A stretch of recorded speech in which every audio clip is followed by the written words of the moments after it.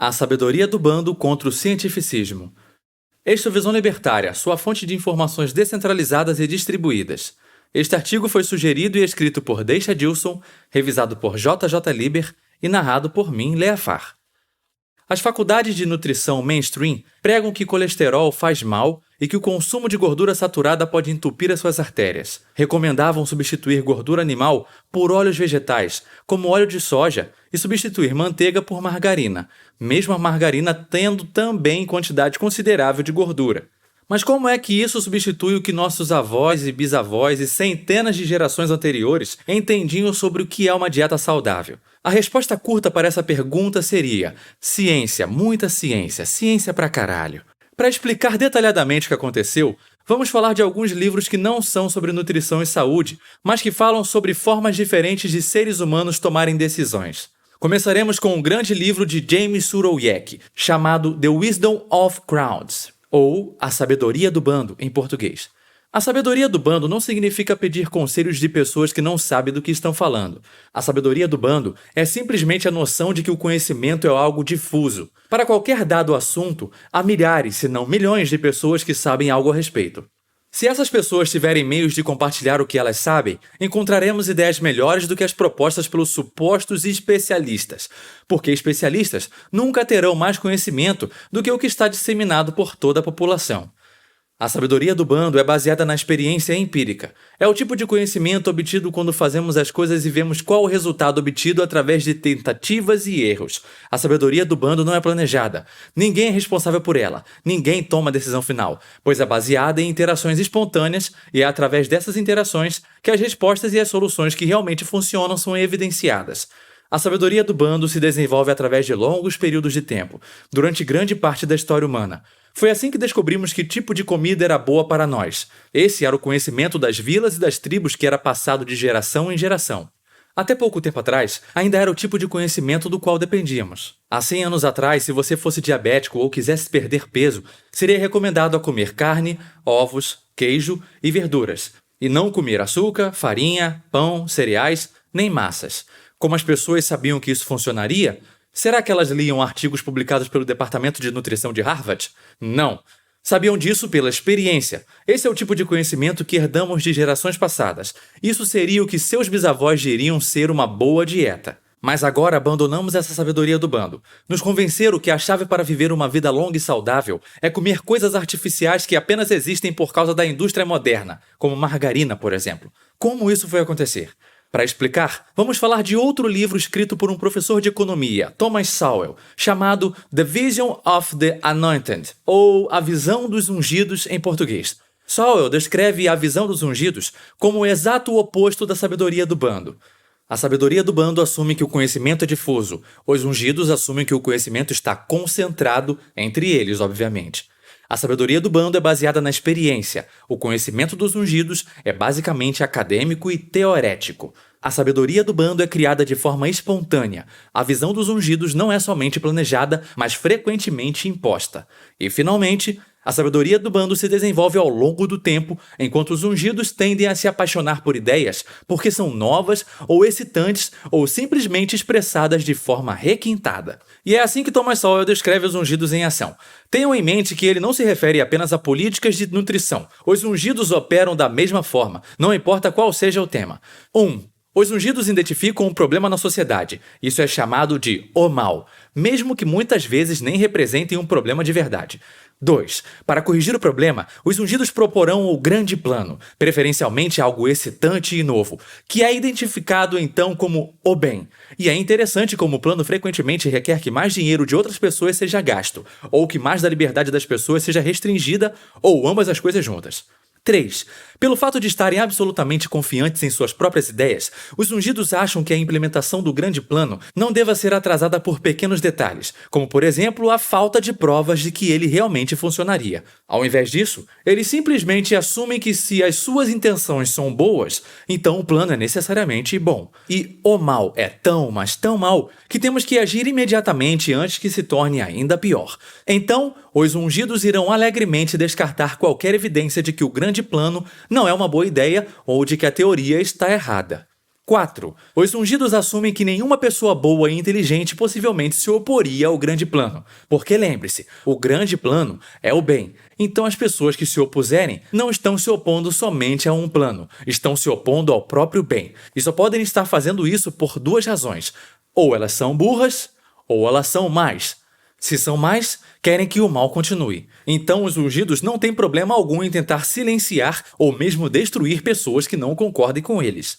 5. Os ungidos, se puderem, irão impor o grande plano a outras pessoas, para o próprio bem delas, claro, porque essas pessoas provavelmente são idiotas e não vão adotar o grande plano por conta própria. Mas como o plano é baseado apenas na arrogância de cientistas, que acham que podem prever a ação humana e que sabem mais o que é melhor para as pessoas do que elas mesmas, o resultado é que o bem não se concretiza, ao contrário, frequentemente o plano torna o mal no pior. Quando isso acontece, os ungidos nunca, jamais admitirão que o grande plano foi uma má ideia. Como Sowell afirmou, abre aspas, estão frequentemente errados, mas nunca em dúvida, fecha aspas. Se o grande plano falhar, só pode ser por 3 razões. A primeira, o plano era bom, mas as pessoas não o seguiram corretamente porque são burras. A segunda, o plano era bom, mas foi rejeitado pelas pessoas porque elas são más. E a terceira, o plano não foi longe o suficiente. Em outras palavras, temos que fazer a mesma coisa, mais ainda. Outro livro que estende alguns desses mesmos conceitos foi escrito por um brilhante autor, trader, matemático, filósofo, chamado Nassim Nicholas Taleb. É chamado Antifrágil e explica por que alguns sistemas são frágeis e quebram ou desmoronam completamente sob pressão, e outros sistemas são antifrágeis e sobrevivem ou até mesmo se tornam mais resistentes sob pressão. Se você se expõe a germes e estes não lhe matam, seu sistema imunológico se fortalece. Se você causa microlesões nos seus músculos por meio de exercícios, eles tornam-se mais fortes. O corpo humano é antifrágil. A maior parte do livro explica por que os ungidos criam sistemas frágeis, mas Taleb não os chama de os ungidos. Isso seria rude da parte dele. Ele os chama de intelectuais, porém idiotas. Ele os define como pessoas que se sentem qualificadas para dizer-nos o que fazer, o que comer, o que pensar, mesmo que suas únicas habilidades sejam passarem em exames escritos por pessoas como eles mesmos. Uma das razões de os ungidos criarem sistemas frágeis é a chamada neomania, que é, novamente, se apaixonar por ideias, teorias e tecnologias porque são novas ou excitantes. Taleb não se opõe a coisas novas, mas nos lembra de que as coisas que permanecem relevantes por um longo tempo sobreviveram por uma razão. Provaram seu valor ao longo do tempo. São antifrágeis. E se aplicarmos isso à comida, a melhor é a que vem sendo consumida por um longo período de tempo. Aqui vai uma citação do livro, abre aspas. Minha regra é não beber nada que não tenha sido consumido por pelo menos 1000 anos para que sua qualidade tenha sido testada. Bebo apenas vinho, água e café. Fecha aspas. Outra razão é que eles dão muito valor a teorias acadêmicas e não dão valor suficiente a experiências práticas. Isso porque pensam que o conhecimento funciona da seguinte forma. Pesquisadores descobrem princípios científicos e então esses princípios são postos em práticas. Em outras palavras, pesquisadores de Harvard pesquisam e descobrem as leis da aerodinâmica. E então, os pássaros começam a voar. Não preciso dizer que não é assim que as coisas funcionam no mundo real. Seres humanos descobrem o que funciona através da experiência empírica, e depois as universidades talvez descubram por que funciona. Não é necessário saber o porquê algo funciona para saber e afirmar que funciona.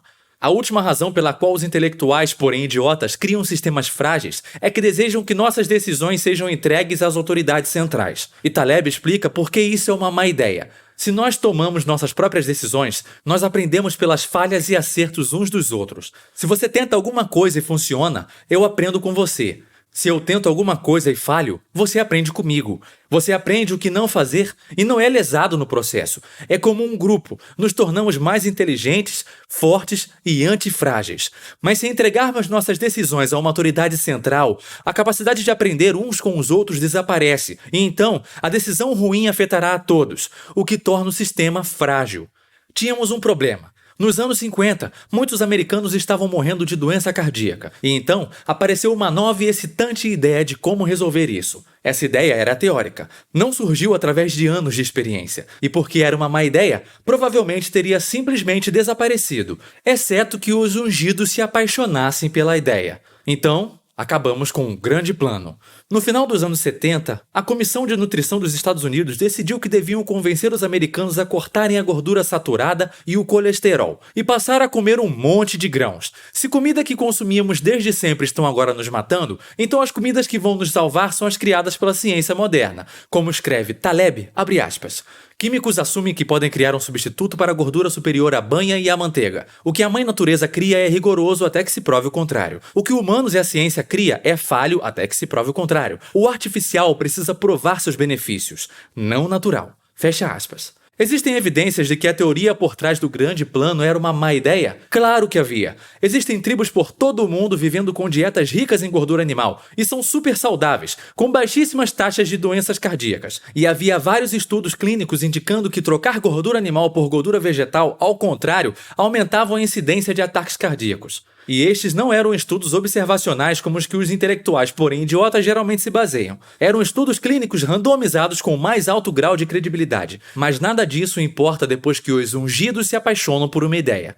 Os ungidos não têm tempo para esperar pelas evidências e começam a agir imediatamente, assumindo que nenhuma pessoa boa e inteligente se oporia ao grande plano. Assim, vários cientistas descobriram da pior forma que se opor ao grande plano significa acabar com suas carreiras enquanto os cientistas que o apoiavam recebiam subsídios e benefícios. Então os ungidos decidiram que tinham que entregar a decisão de quais são as comidas saudáveis a uma autoridade central, criando então a aberração da pirâmide alimentar que foi imposta onde quer que pudesse impor. Escolas, prisões, hospitais, bases militares foram todos obrigados a seguir as orientações alimentares, proibindo que alunos trouxessem comida de casa e fazendo até que a maioria dos produtos alimentares comercializados também a seguissem. O resultado foi que a incidência de doenças como diabetes, obesidade, hipertensão, arteriosclerose e outras das doenças que mais matam hoje em dia vem aumentando desde então. E são todas relacionadas com essa dieta recomendada pela pirâmide alimentar. Mas os ungidos nunca se enganam. A culpa não pode ser deles, só pode ser nossa. Abre aspas. As pessoas estão mais doentes ainda justamente porque não seguiram corretamente os conselhos do governo. A pirâmide alimentar foi descrita por muitos como difícil de compreender. Temos que orientar que cortem a gordura saturada ainda mais. Fecha aspas. Assim diria o Sr. Bovino Gadoso, biólogo, pesquisador, youtuber, especialista em vírus e líder dos Unos. Hoje, depois de décadas seguindo as recomendações estatais sobre a nutrição que não funcionam e obterem os mesmos resultados frustrantes, as pessoas passaram a fazer o que qualquer pessoa inteligente faria: ir a grupos de internet reclamar para milhares de pessoas estranhas. Isso é excelente, porque a sabedoria do bando é baseada em experiências. Na internet, podem encontrar incontáveis relatos e quando descobrem que existem milhares de pessoas que tentaram seguir o conselho do governo e obtiveram o mesmo tipo de frustração, eles chegam à conclusão lógica de que não estão gordos e doentes porque são burros ou porque não estão fazendo direito. Estão gordos e doentes porque a orientação dada pelo governo é um lixo. E então as pessoas tomam um próximo passo lógico, que é procurar uma orientação que realmente funcione para elas. Mais e mais pessoas encontram soluções para seus problemas em blogs, canais de YouTube, podcasts, seguindo até mesmo usuários de Twitter. E cada criador de conteúdo tem relatos e ideias diferentes, porque a dieta que funciona para mim pode não ser a mesma dieta que funciona para você. E é melhor ter várias respostas diferentes que podem ser adaptadas a situações diferentes, onde as melhores são evidenciadas e as ruins são desprezadas, do que ter uma única resposta centralizada imposta a todo mundo e que acaba por estar totalmente errada.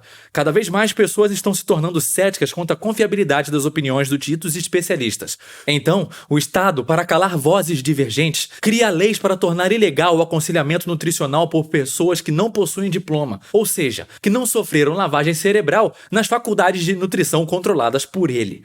Alguém pode perguntar: então o que vamos fazer para o governo melhorar a orientação nutricional? Ora, não precisamos de orientações nacionais sobre alimentação, assim como não precisamos de orientações nacionais sobre cortes de cabelo. Não temos que tentar fazer os órgãos governamentais mudarem as recomendações. Temos que fazer as pessoas pararem de ouvi-los. E graças à informação descentralizada, é isso que está acontecendo. Menos de 20% das pessoas ainda acreditam nas orientações alimentares governamentais. É um caminho sem volta. Estão acabando os dias em que o governo dita regras estúpidas e as pessoas simplesmente seguem. Se Se eu mudo minha dieta para uma que me faz emagrecer, faz eu me sentir muito melhor e minha saúde melhorar pela primeira vez na vida. Isso se torna a minha experiência e não vou voltar atrás porque o governo está pedindo. A sabedoria do bando continuará se tornando cada vez mais forte, porque não podemos nos calar e não vamos parar de compartilhar nossas experiências uns com os outros, mostrando soluções que realmente funcionam, tornando as soluções estatais obsoletas, até que o Estado se torne cada vez mais irrelevante e, finalmente, desapareça. Obrigado por sua audiência. Se você gostou deste vídeo, clique no ícone de curtir abaixo e compartilhe o vídeo em sua rede social. Se você deseja ser notificado de outros vídeos, clique em se inscrever e depois no ícone de campainha. Uma dica do narrador: bebam água com limão pela manhã e sempre que for gravar sua voz, coma uma maçã. Um abraço e até a próxima!